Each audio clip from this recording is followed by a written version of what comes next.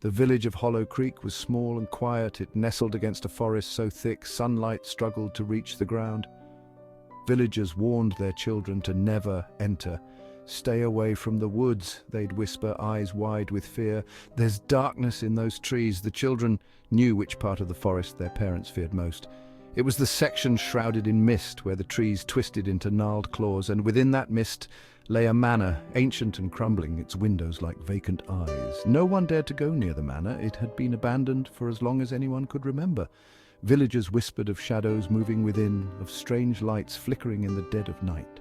But most disturbing of all was the melody. Every night when the moon hung high, the melody would drift from the manor. A haunting waltz, both beautiful and terrifying, it sent shivers down the spines of the bravest souls in Hollow Creek.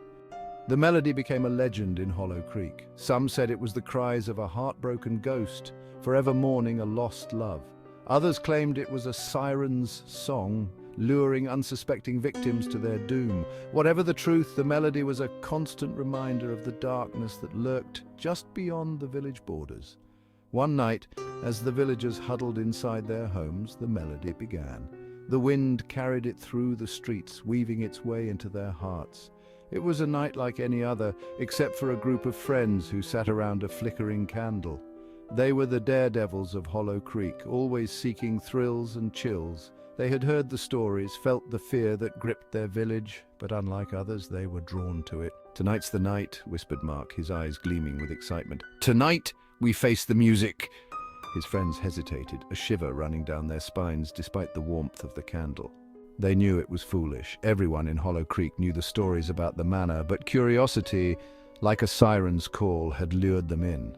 Armed with nothing but flashlights and their courage, they crept towards the edge of the village. The forest seemed to reach for them, its branches like grasping claws in the moonlight. A low mist hung in the air, making it difficult to see. The melody grew louder as they approached the manor, each note sending a fresh wave of fear through their veins. They reached the gates of the manor. Twisted and rusted, the gates seemed to moan as Mark pushed them open. The manor loomed before them, its windows dark and empty. The melody seemed to vibrate in the air around them, urging them forward. Taking a deep breath, they stepped onto the overgrown path. Each step was heavy, laden with anticipation and dread. As they approached the front door, the melody reached a crescendo, and the door creaked open as if inviting them inside. The air inside was thick with dust and decay. Cobwebs hung from every corner, and the only light came from their trembling flashlights. "Do you hear that? It's like a melody, echoing through the halls." "Yeah, it's bouncing off the walls like a phantom orchestra." As they ventured deeper into the manor, they noticed something peculiar. The air grew colder and a faint, sweet scent filled their nostrils. It was the scent of decaying roses, both alluring and repulsive. "Look, we've reached a grand ballroom." The once opulent room was now in ruins, the ornate chandeliers covered in cobwebs, the velvet curtains reduced to tattered shreds.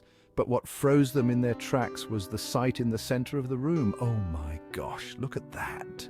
Ghostly figures danced to the eerie melody. They were translucent, shimmering forms, dressed in the finery of a bygone era. The figures waltzed gracefully, oblivious to the intruders, lost in their own world of spectral elegance. The friends watched in horrified fascination. The ghostly dancers moved with an ethereal grace, their eyes closed, as if lost in a dream.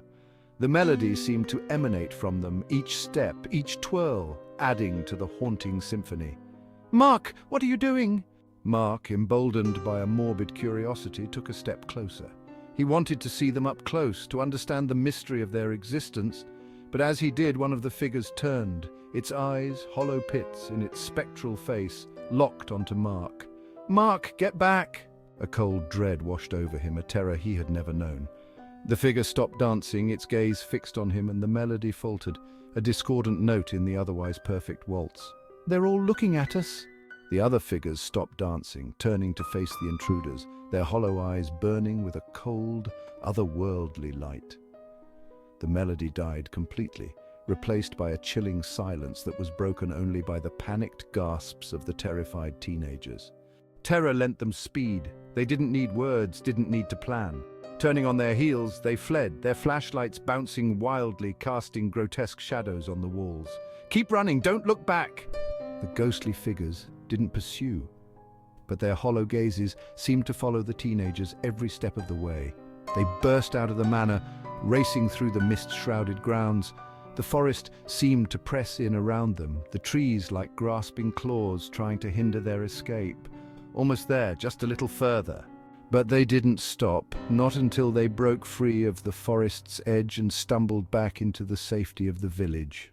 The melody, silent as they fled the manor, seemed to follow them. They could hear it echoing in their minds, each note a chilling reminder of the horrors they had witnessed. And we made it. We're safe. They never spoke of that night again, but the memory lingered. The haunting melody of the ghostly waltz became a part of them, a chilling reminder that some mysteries are best left unsolved. The manor remained, shrouded in mist and legend, a chilling testament to the darkness that lurked at the edge of Hollow Creek.